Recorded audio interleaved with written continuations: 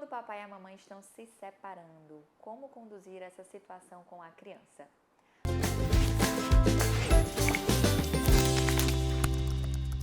O tema do divórcio ele é muito comum no consultório.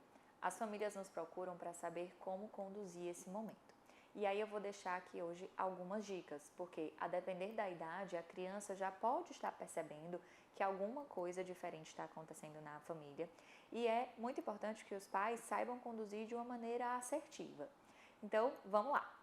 Primeiramente, é interessante que você já dê algum tipo de informação para a criança. Por quê?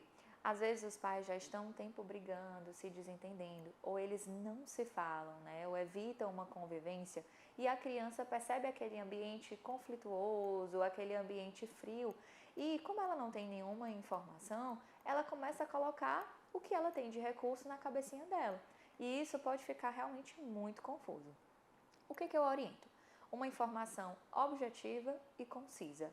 Você pode sentar com a sua criança e assim, as crianças mais novinhas, de 2, 3 anos, elas ainda não têm um nível de entendimento mais complexo.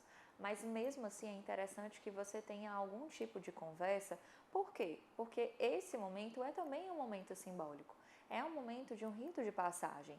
Então, para que não seja tão caótico, você pode ser objetiva. Em que sentido?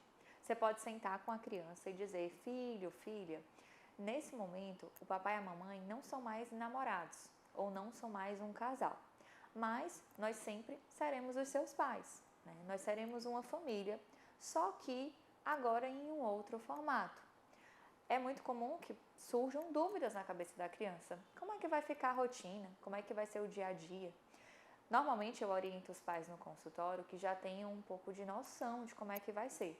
Tem família que às vezes demora um tempo para saber como é que vai ser o apartamento, que cada um vai ficar, como é que vai ser a logística. Eu falo que é interessante que tenham ao menos um mínimo de noção para que essa criança saiba como é que vai ser o passo a passo depois dela saber desse divórcio. Claro que até o termo divórcio as crianças não entendem muito bem.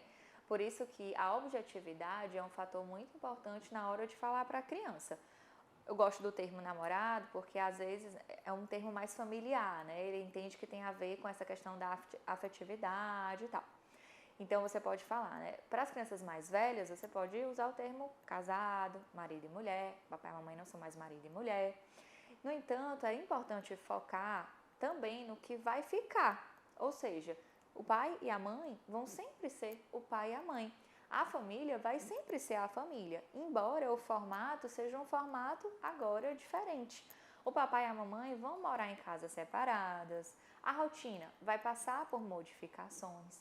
Só que agora entra a parte mais importante dessa história e desse vídeo também, certo?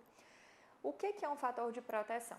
Quando a gente trabalha com uma família que está passando por um processo de separação, é que o pai e a mãe, eles se respeitem e evitem momentos de briga e de reações, né, fortes na frente da criança, porque a criança ela não tem nada a ver com esse problema.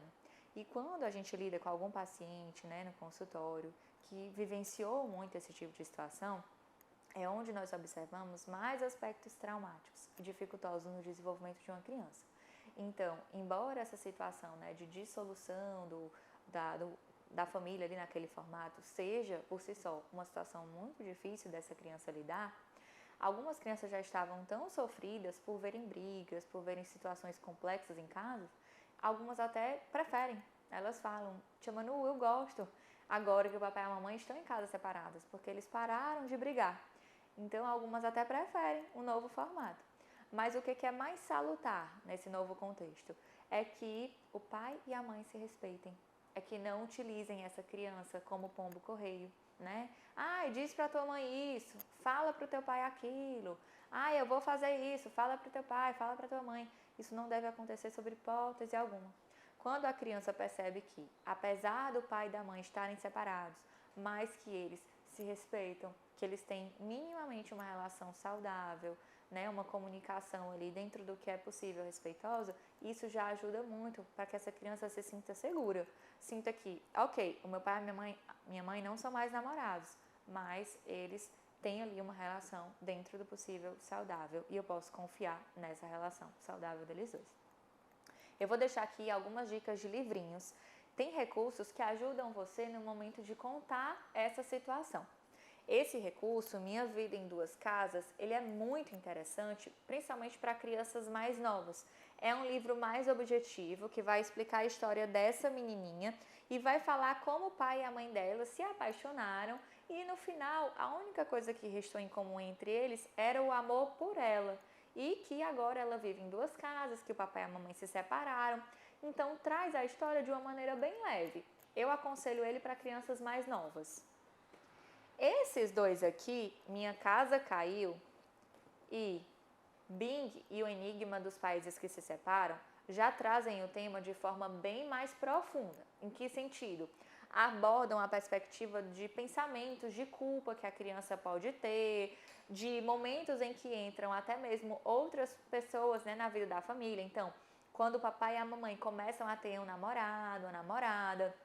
Então, são histórias que se alongam mais no tema. Comumente, são livrinhos que nós, terapeutas, utilizamos no processo, tá? De psicoterapia da criança.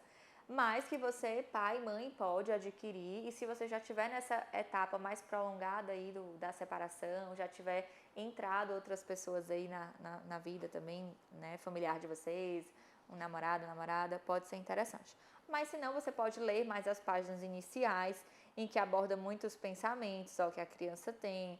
São pensamentos mais aprofundados, ó, mostra cena de discussão. Então, eu realmente assim um livro mais profundo sobre o tema, tá? Tanto esse quanto esse daqui abordam mais isso. Esse daqui é o mais leve, com toda certeza. Se você quiser utilizar um livrinho só para contar sobre o tema da separação, eu recomendo esse daqui, tá bom?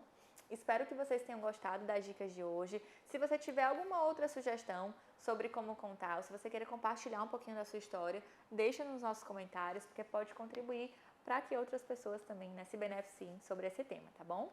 Curtem, compartilhem e até o próximo vídeo do nosso canal. Tchau, tchau!